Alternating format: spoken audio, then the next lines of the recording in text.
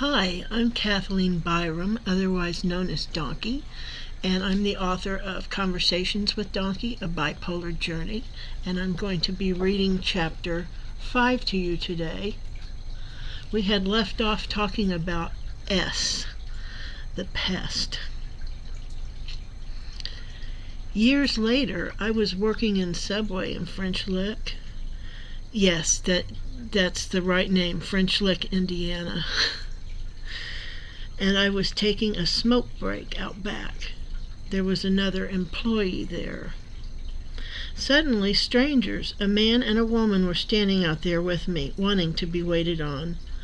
The employee had gone to the bathroom and not warned me, and these customers got tired of waiting and came looking for someone. Guess whose parents they were? S would have laughed his freaking guts out if he had seen this happen. S did laugh his freaking guts out once. Our classmate A, an amiable sort, was the victim of a perm. He had straight hair. Really straight. It looked like someone bent it. It was hilarious. S died young, and it was sad. I wish I could have known him on a friendlier level and not been aggravated with him. I think he was probably a very sarcastic, funny person. My first friends at OHS were on the bus. They were younger than I and may have been in elementary school, but one was a neighbor. She was so friendly and fun. I loved them both. I used to enjoy going down to her house to visit. One day when I was new to the school, a girl asked me what my friends called me. I snobbily responded, "My name is Kathleen." To which she said, aside to her friends, "That's a snob."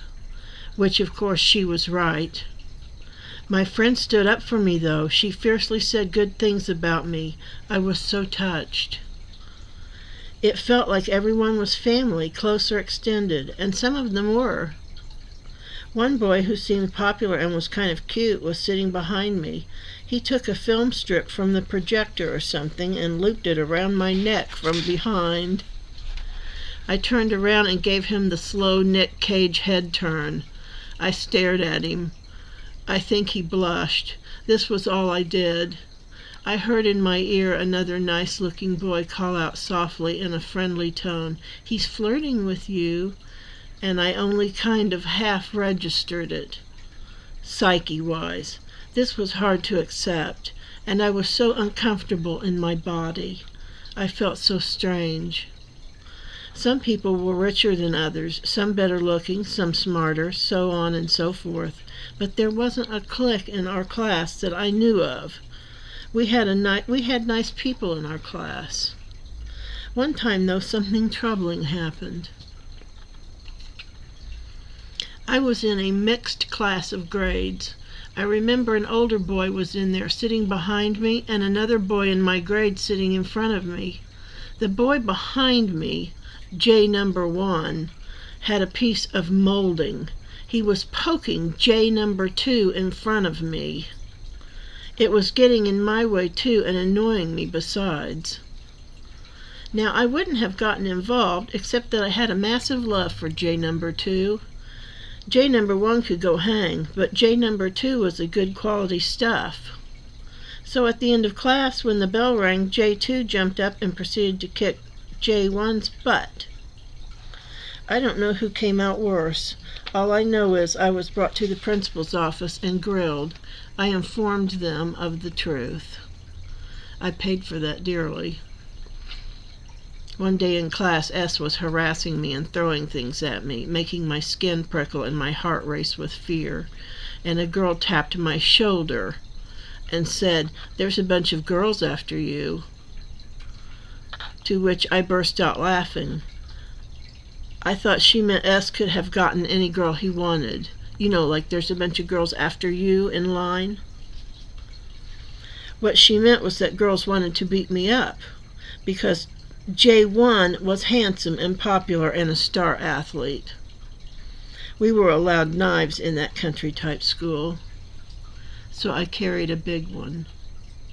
But I think what kept me from getting beaten up was the English assignment. The English assignment was to take a box and make it about you, and so I did. And I got up in front of the class and made a fool of myself. Okay, that's what it felt like. And I think they saw that I was human.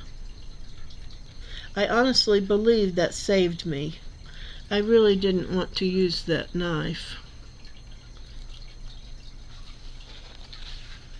I think I'm going to stop there. And next, we will talk about tea. Thank you very much for listening. Bye-bye.